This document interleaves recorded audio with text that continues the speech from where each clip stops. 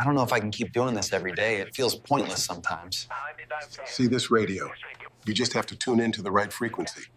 The small airfield outside Clarksdale, Mississippi was quiet on a Thursday afternoon. The sun had begun its long slide toward the cotton fields. A faded windsock turned lazily on the steel pole at the end of the runway. The air smelled like jet fuel and warm grass and that particular dust the Delta carries in late October. 3 young men in matching gray polos stood inside the small operations office, drinking coffee out of paper cups and laughing about something one of them had said. Then the front door opened. An elderly black man walked in slowly, wearing a faded denim shirt, khaki pants worn soft at the knees, and old leather boots that had clearly seen better years. White hair cut close, white trimmed beard. A small gold earring caught the late light. He carried nothing in his hands except a brown leather logbook so worn the corners had gone round. The youngest one behind the counter, a flight instructor with 27 years on him and 3 years of teaching, looked up and let his smile fall halfway down his face. "Help you with something, sir?" The old man set the logbook on the counter gently. "I'd like to take my plane up." The room got quiet for half a second. The kind of quiet that happens when 3 people who already know what they think hear something that doesn't fit. Then the young instructor leaned forward, elbows on the counter, the way men do when they have already decided they're in charge of the next 5 minutes. "Sir," he said carefully, "I'm not sure you understand. This is a private field. We don't do tour rides here. Before we begin, if you believe that wisdom shows up in the quietest people, comment the word respect below right now. And if you love stories about the ones the world keeps underestimating, hit subscribe. Because what happened next on that runway is something none of those 3 young men will ever stop thinking about. The airfield sat 11 miles outside Clarksdale, just off Highway 49, in the flat, patient country where the Delta begins to give itself up to the river. It was the kind of place you only knew about if you needed to know about it. A single asphalt runway, 3,400 feet long. A row of small hangars on the south end. A 2-story operations building that had been painted white in 1987 and not since. American flags in the windows. Coffee machine in the corner. A wall covered in framed photos of pilots' planes, and 1 Cessna Citation that had landed there once in 1996 and would put the field briefly on the map. 3 young men worked the floor that afternoon. Jake Whitfield was 27, recently certified as a flight instructor, the kind of confident that comes from a fresh license and not enough hours yet to know how much he didn't know.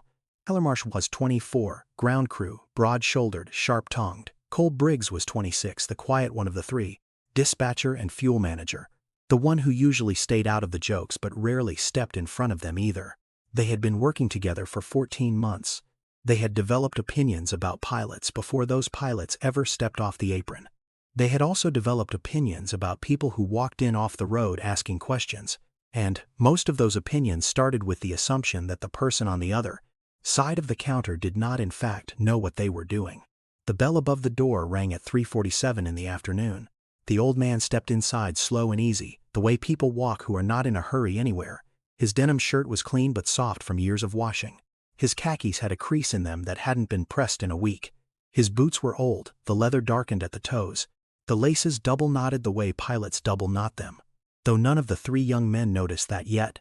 He carried a brown leather logbook in his right hand, holding it the way some men hold a Bible. For just a moment the room paused. Then Jake leaned toward Tyler and said something under his breath, and both of them smiled in a way that had nothing welcoming in it. The old man didn't rush. He stood just inside the door and let his eyes move across the room once left to right, slow and even the wall of photographs. The fuel chart, the radio sitting cold on the counter, the chalkboard with 3 names written on it under Flying Today. He didn't take 3 steps inside before his gaze had touched every corner of that room and settled, calm, on the young man behind the counter. Then he walked to the counter and set the logbook down. "Afternoon," he said. His voice was low and unhurried with a softness to it that wasn't softness at all but something older and more patient. "I'd like to take my plane up." Jake looked at him for a long moment. He took in the denim, the boots, the white hair, the careful way the old man had set the logbook on the counter as if it might bruise. He glanced at Tyler. Tyler raised an eyebrow. "Your plane, sir," Jake said. He said the word sir with that particular flatness that takes the respect out of it and replaces it with something else. "What kind of plane is that?" "Cessna 414 twin engine. Tail number ends in 773 Mike Foxtrot." Jake leaned both elbows on the counter and looked at the old man the way a man looks at a customer he has already decided not to take seriously. "Sir, I don't show a 773 Mike Foxtrot on the schedule today. Are you sure you have the right field?"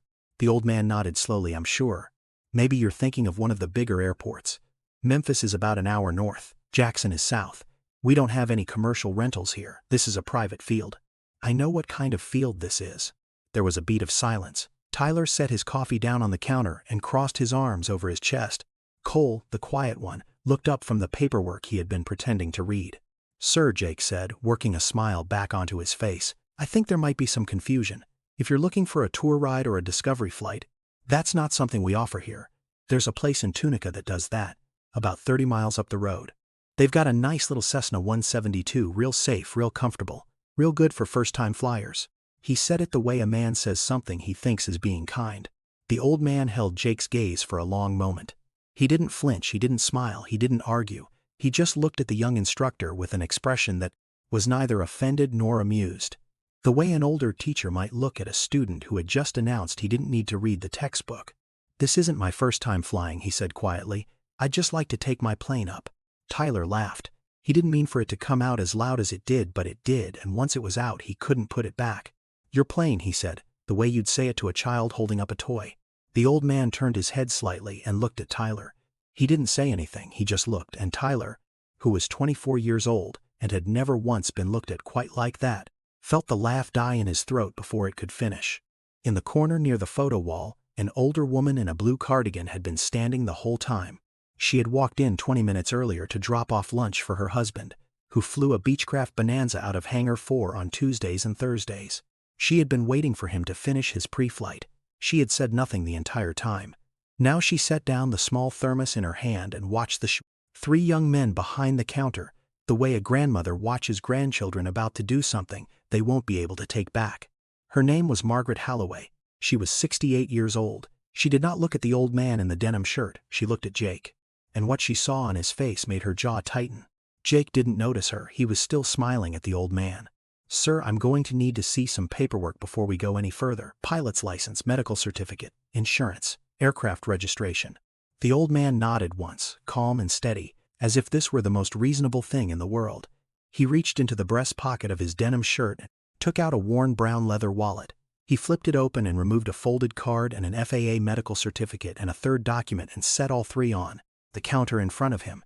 He did it the way you set down hand tools you've used for 40 years, no flourish, no pride, just placement. Jake picked up the medical first. He looked at it again, then he looked at the old man. This medical is current. Third class. Issued out of Memphis.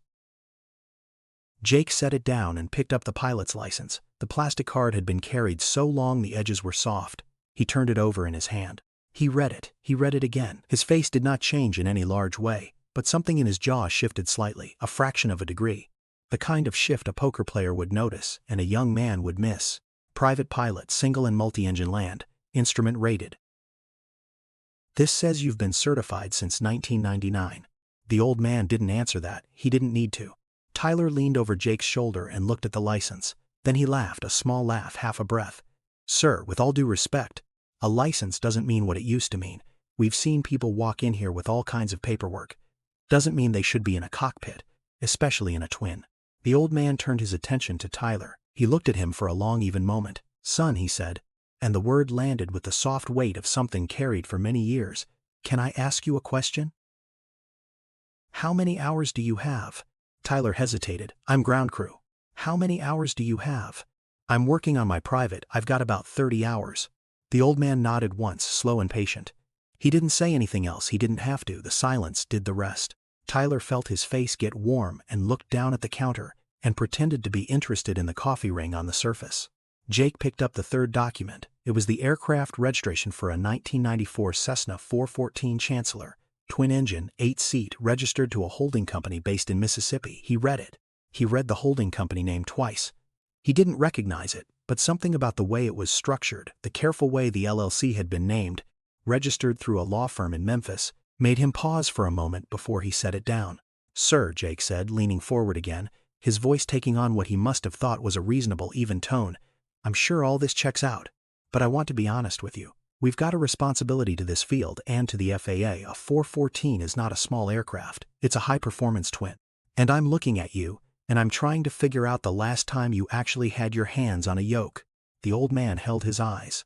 "I'm not trying to insult you," Jake said. "I'm trying to keep everybody safe, including you. If you've ever watched somebody talk down to an elder right in front of you and felt your chest tighten without knowing what to do about it, comment respect below right now. Because what's about to happen in that operations office is a moment 3 young men are going to remember for the rest of their working lives." The old man was quiet for a long beat. Then he reached out, slow and unhurried, and laid his palm flat on top of the brown leather logbook. "I'd like you to look at this," he said. Jake glanced at it. "Sir, a logbook is not a substitute for a current check ride." "I know what it's not. I'd just like you to look at it." Jake didn't pick it up. He looked at it sitting there on the counter. The brown leather was so soft it had gone almost suede.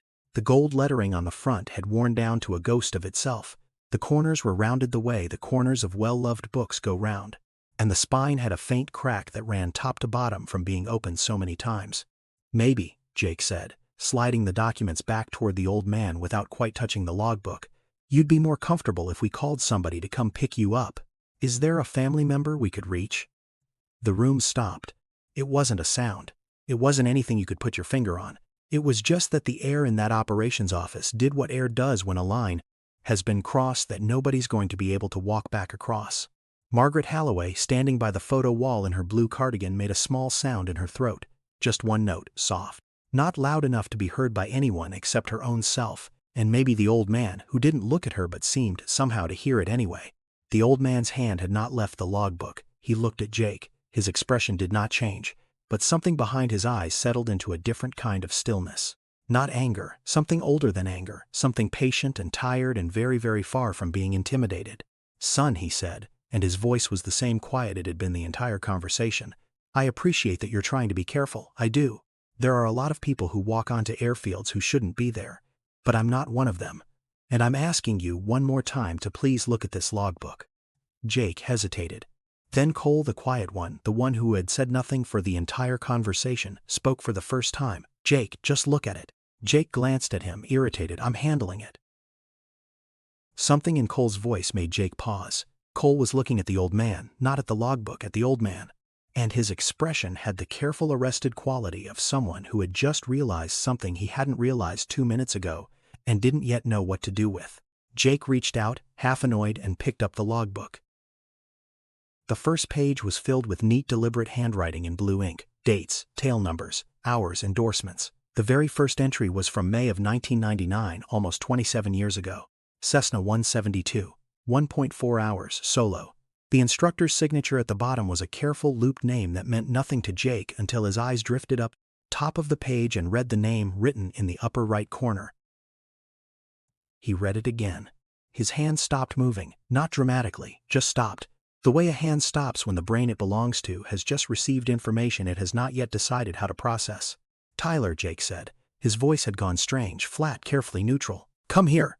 Tyler walked over, half smiling, expecting another joke at the old man's expense. Then he looked at the page Jake was looking at, and the half smile fell off his face, like something that had never been attached to begin with. Cole was already moving. He had been standing closer to the back office, but now he stepped quietly to the counter and looked at the open logbook from over Jake's other shoulder. He read the name written at the top. He read it twice. Then he looked up at the old man, and the look on his face was the look of a young man who had just understood, with terrible clarity, exactly what he had been participating in for the last 7 minutes. The old man stood on the other side of the counter, both hands resting now on the worn leather edge, looking at the 3 of them with that same patient, unhurried expression he had worn since he walked through the door. He had not raised his voice. He had not changed his posture. He had not asked them to recognize him. He had simply asked them 3 times to look at the logbook. Jake's mouth opened. He didn't say anything. He closed it again. That was when the back door of the operations office swung open and a 4th man walked in. He was tall and lean, somewhere in his early 70s, white hair clipped short under a faded ball cap that read Delta Airscrease across the front. He wore a denim jacket over a flannel shirt and old Wrangler jeans, and he carried a clipboard under his left arm with the easy familiarity of a man who had carried clipboards in that posture for 50 years. His name was Frank Delacroix. He was the owner of the field. He had been a captain in the United States Air Force from 1976 to 1998, and he had been running this airfield since the day he retired. He stepped into the operations office, glanced at Jake first because Jake was nearest the door, and then his eyes moved past Jake and settled on the old man at the counter. Frank stopped walking. He didn't drop the clipboard. He didn't make a sound. He just stopped exactly where he was and looked at the old man in the denim shirt with an expression that the three young men behind the counter would later describe, separately, in three different ways, but with the same single word at the center of each description: reverence. For a long moment Frank did not move at all. He stood there with his clipboard under his arm and the ball cap on his head and looked at the old man the way men look at things they had been told were no longer part of their world. Then he took the cap off his head, slow, deliberate, with both hands, and he held it against his chest. "Mr. Freeman," he said. The room broke open. Not loudly, not all at once, but the way ice breaks when something heavy steps on it, in long, slow lines that run in every direction at the same time. Jake's face had gone the color of old paper. Tyler had taken one step backward without realizing he had done it, and now stood with his shoulder against the wall. Cole had not moved at all, but his eyes had gone wet in a way he wasn't going to be able to explain to himself later. Margaret Halloway, over by the photo wall in her blue cardigan, made another small sound in her throat. This one was very different from the first. The old man inclined his head slightly toward Frank. The smallest of nods, not surprised, not pleased, just acknowledging. "Captain," he said quietly. "My God," Frank said. He said it the way a man says it when he means it. "My God, I had no idea you were stopping in today. I wasn't planning to. I came down from the ranch this morning. Thought I'd put a few hours on the 414 before the front comes through tomorrow." Frank lowered the cap from his chest. He glanced once briefly at his three young employees behind the counter, just once. A quick scan that took in their faces and their postures and what he found there, and then his eyes came back to Morgan Freeman and stayed there. "Has anyone helped you?" "They've been thorough," Morgan said. The corner of his mouth moved slightly, not quite a smile, something kinder than that. "Checked my paperwork." Frank looked at Jake. He didn't say anything. He just looked, and the silence that came off him in that moment was louder than anything he could have said out loud. Jake's mouth opened again. This time something came out, but it was not a word. It was a sound, the sound a young man makes when he is trying very hard to find the right thing to say, and finding instead that all of his usual words have left him entirely. Morgan looked at Jake. His face was kind, it was patient, it was not in any way a face seeking revenge. But it was also, unmistakably, the face of a man who had been disrespected, and who was not going to pretend otherwise, just to make the three young men in front of him feel better. "Son," Morgan said very softly, "can I tell you something?" Jake nodded. He didn't trust his voice. "My grandmother lived in a little frame house in Charleston, Mississippi. She raised me. She worked her whole life cleaning houses for people who never once learned her name.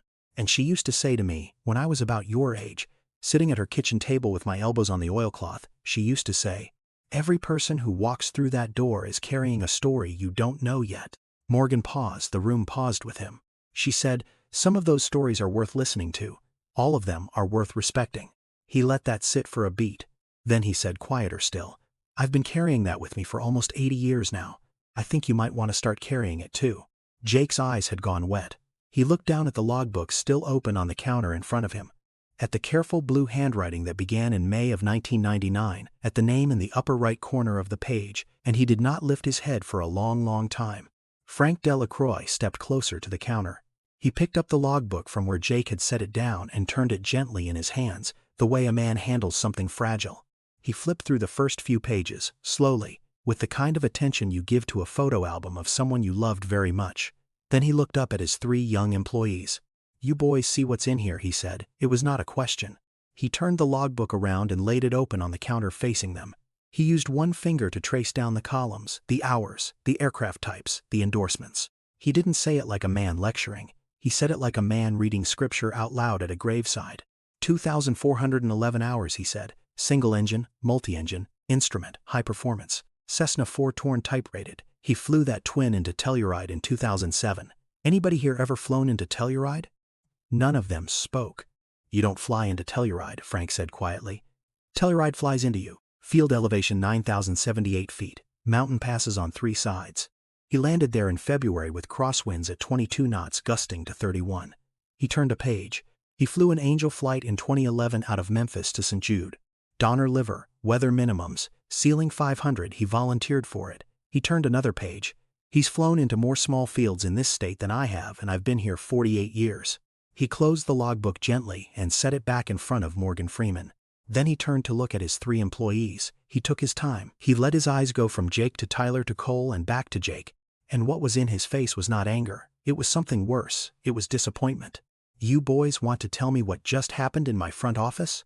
Jake opened his mouth, closed it, tried again. Sir, we were just checking paperwork, standard. Yes, sir. You offered to call a family member to come pick him up. Jake's face went still. I didn't mean it like. You offered to call a family member. Yes, sir.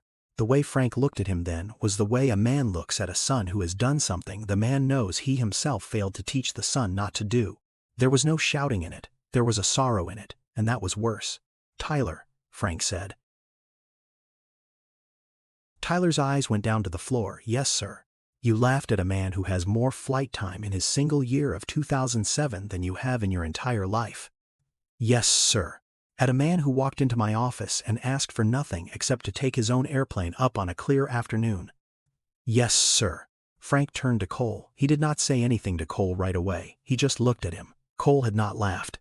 Cole had told Jake to look at the logbook, but Cole had also stood there for 7 minutes and said nothing while the other 2 had done what they had done, and Cole knew that Frank knew it, and Cole's face flushed the deep red of a young man who has just received a lesson he did not want to receive. Silence is a choice. Yes, sir. Sometimes it's the worst one. Yes, sir. The 3 of them stood there behind the counter.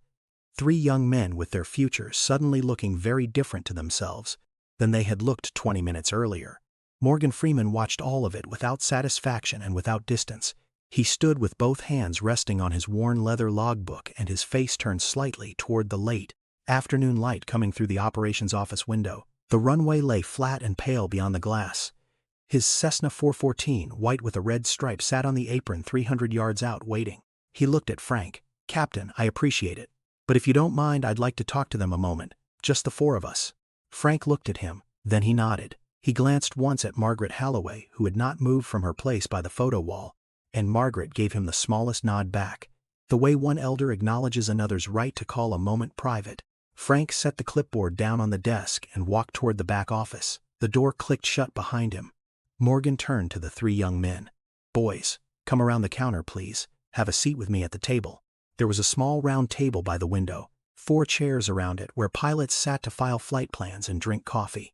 Jake, Tyler, and Cole came around the counter slowly. They sat. Morgan sat across from them. He set the leather logbook on the table between them, closed. Margaret Holloway, after a long beat, sat down very quietly in a chair by the photo wall 2 tables away, hands folded in her lap. She did not look at them. She simply sat where she could hear. Present the way a witness is present, the way a grandmother is present, the way every single person watching this story right now would have been present if they had been there. Morgan looked at each of the 3 young men in turn. Slow, patient, the same way he had looked at them since he walked in. I want to tell you something, he said. And I'd like you to hear it the way I'm going to say it, which is not as a lesson. I'm too old to be giving lessons to people who didn't ask for them. I'm just going to tell you what I think. And then you can do whatever you want with it. They nodded. None of them spoke. When I was 22 years old, Morgan said, I was a radar mechanic in the United States Air Force. That was 1959. I served from 55 to 59, 4 years. I left the service, and I went up to New York with $100 in my pocket, and I tried to be an actor, and for almost 10 years nobody would hire me. 10 years.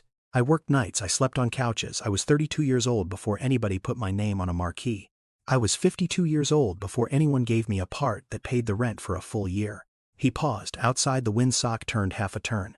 I tell you that not because I want sympathy, I don't.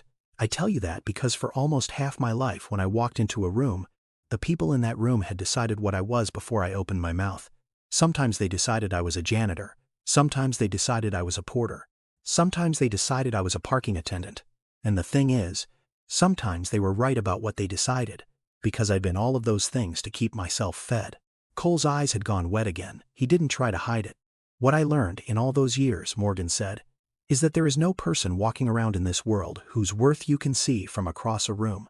Not one. Not the man in the suit, not the woman in the sundress, not the kid behind the counter at the gas station, not the old man in a denim shirt asking to take his plane up. He paused and his voice went a little softer. You can't see it, it's not visible. You have to find out. And the only way you find out is by giving people the dignity of letting them tell you who they are before you tell them who they are. The room was completely silent.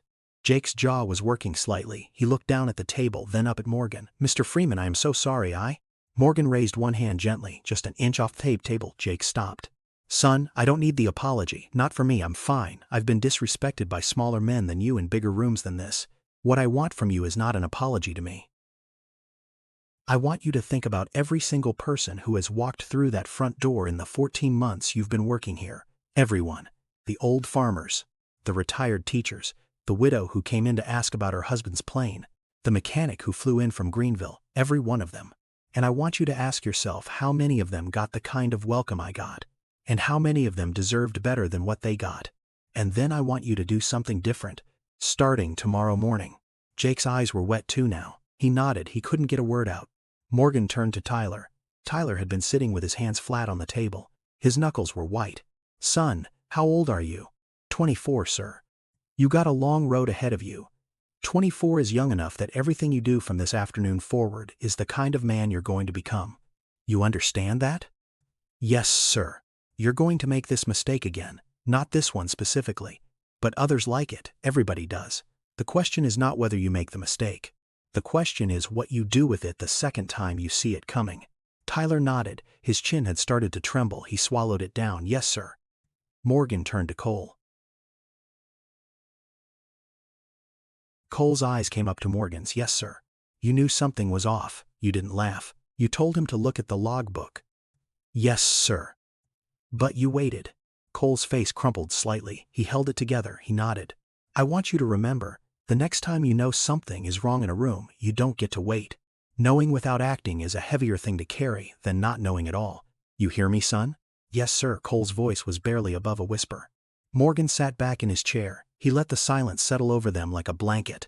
Outside, the late afternoon light had gone the color of honey. The wind sock turned again. A small bird landed on the gravel just outside the window and bobbed its head once and flew off.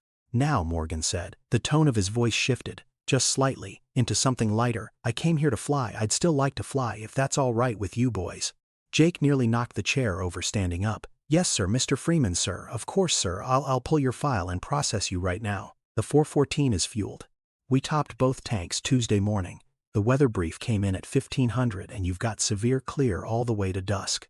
Morgan smiled, the first full smile he had given since he walked in. It changed his whole face. "Thank you, son." Cole stood up. "I'll walk you out to the aircraft, sir, whenever you're ready." "That'd be fine." Tyler stood up last. He didn't say anything for a long moment. Then he said, "Mr. Freeman." "Yes, son." Morgan looked at him. He nodded once. "Slow. You're welcome, Tyler." They processed his paperwork in 7 minutes. They did it carefully and quietly, and with the kind of attention that the previous 20 minutes had branded into them like a mark. Frank came back out of the office at some point during the process, and stood off to one side and watched and said nothing. Morgan walked out onto the apron at 4:23 in the afternoon. The sun was 35 minutes from setting. The Cessna 414, white with the red stripe, sat waiting for him with both props still and the chocks under the wheels. Cole walked beside him, half a step behind, carrying nothing because Morgan had nothing to carry except the worn leather logbook tucked under his arm. Margaret Holloway watched from the operations office window. She had not moved from her chair the entire time. Morgan walked around the aircraft slowly. He did the pre-flight himself. He didn't read from a checklist. He didn't pause to think. He moved from the left wingtip to the leading edge to the prop to the right wingtip to the tail to the elevators to the rudder, touching, looking, feeling.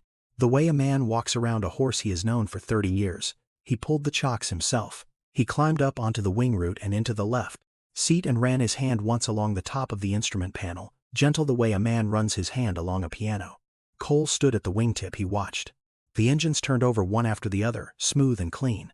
Morgan ran them up. He spoke to the tower at Greenville on the Unicom in a calm, low voice. He taxied to the end of the runway. He sat there for a long moment with the brakes set, both engines purring, the prop wash moving the grass on the edge of the asphalt.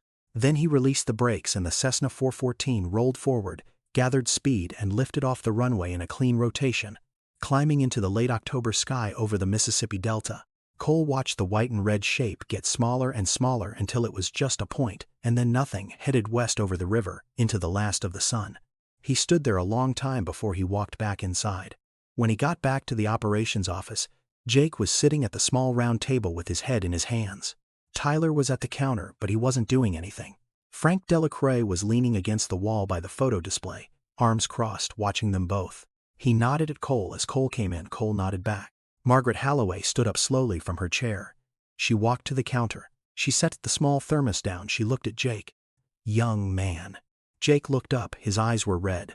I've been coming to this airfield with my husband for 31 years, Margaret said, very softly. I watched what just happened in this room, and I want you to know something. The fact that you sat down at that table when he asked you to. The fact that you let him say what he said. The fact that you heard it, that matters. Don't waste it. Jake's face crumpled. He nodded. Margaret picked up her thermos and walked out the door to take her husband his lunch. Frank straightened up from the wall. He walked behind the counter. He pulled a small framed print out from a drawer he kept locked at the bottom of the desk. A print he had been keeping there for years without quite knowing why, waiting maybe for the right Tuesday or the right Thursday. He set it on the counter facing out. The print was simple. White background, black letters, 6 words. You don't know what they carry. He didn't explain it. He didn't have to. He just set it down on the counter and walked back to his office. 3 weeks later, on a Tuesday afternoon, a man named Earl Briscoe walked into the operations office with shaking hands and asked, almost apologetically, whether anyone there could help him with a flight plan, because he had just lost his wife of 41 years and he wanted to fly her ashes up to the family farm in Tennessee one last time, and he hadn't flown in 9 months and he was afraid. Jake Whitfield walked around the counter himself. He pulled out a chair at the small round table by the window. He sat down across from Earl Briscoe, and he listened to him for 40 minutes before he ever opened a single piece of paperwork. Tyler Marsh started showing up an hour early on Wednesdays to clean the coffee pot and stock the fridge, and when older pilots came in, he was the first one to walk around the counter and shake their hands. Cole Briggs, the quiet one, the one who had said the only useful thing in the entire 7 minutes, started keeping a small notebook in his breast pocket. In it he wrote down every single day, one thing he had almost said and didn't, and one thing he had said and should have said sooner. He never showed the notebook to anyone. He carried it for years. And on the wall above the small round table by the window, just below the photo of the Cessna Citation that had landed there in 1996, Frank Delacroix mounted a second framed picture. He had taken it himself 3 weeks after that Thursday afternoon, on a quiet day when nobody was looking. It was a photograph of a brown leather logbook lying on a counter, soft and worn at the corners with the gold letters of the name on the cover almost gone. He never told the boys he had taken it. Morgan Freeman flew his Cessna 14 home to the ranch that evening. He landed on his private strip just as the last red went out of the sky. He taxied to the small hangar at the end of the field, shut the engines down, climbed out, walked around the aircraft one slow time with his hand trailing along the leading edge, and then walked across the gravel toward the small white farmhouse where the lights were on in the kitchen. He never told anybody what had happened at the airfield that afternoon. Not his daughter, not his housekeeper, not the men who came on Saturdays to help him tend the beehives down in the south pasture. The story belonged to 3 young men in matching gray polos and a woman in a blue cardigan and an old captain with a clipboard under his arm, and Morgan Freeman, who had spent the better part of his 88 years learning when to speak and when to let a quiet thing stay quiet. But Cole Briggs, 15 years later, when he was running his own flight school in Greenville, used to tell every new instructor he hired the same thing on their first day. He'd take them into his office, he'd sit them down. He'd point at the wall behind his desk where a small framed print hung in plain dark letters on a white background. You don't know what they carry, he'd say. And then he'd tell them the story. If this story reminded you that the most extraordinary people are often the quietest, that wisdom doesn't announce itself, and that every person who walks through your door is carrying a story you don't know yet, then subscribe and stay with us. There are more people like the man in the denim shirt walking through the world than we ever stop to notice. Quiet people, unassuming people, people who have lived more than we will ever know, and every single one of them deserves the dignity of being seen before being judged. Disclaimer: this story is a work of fiction created with the assistance of AI for the purpose of sharing positive messages and life lessons. It is inspired by Morgan Freeman's well-known reputation for wisdom, his real love of the Mississippi Delta, his beekeeping passion, his pilot's license, and his deep commitment to his Southern community. The events, characters, other than Morgan Freeman himself, locations and dialogue depicted are entirely fictional and not intended to represent or target any real individual, business, or organization. Any resemblance to actual events or persons other than Morgan Freeman is purely coincidental.